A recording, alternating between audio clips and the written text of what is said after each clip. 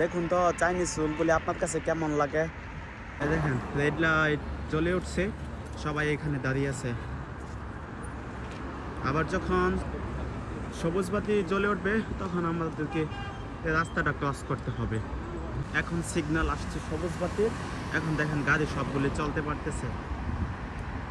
এবং আপনি চায়নাতে গাড়ি চালাবেন, ড্রাইভ করবেন, আপনি এইখানে কোনো শব্দ দূষণ পাবেন না, একটা গাড়িও হর্ন দিবে না, কেউ কাউকে ওভারটেক করবে না। চায়না হচ্ছে খুব নিরাপদ একটা কান্ট্রি, যেখানে আপনার সিকিউরিটি নিয়ে কোনো ইস্যু থাকবে না।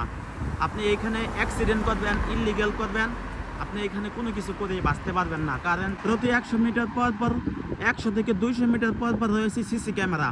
এই যে দেখেন ক্যামেরাগুলি অবশ্যই দেখতে পাচ্ছেন, এই যে দেখেন ক্যামেরা, এখানে সব কিছু রেকর্ড হচ্ছে। এই দেখুন কথা বলতে বলতে চলে আসছি, আবার প্রতি 100 মিটার পরে আবার ক্যামেরা।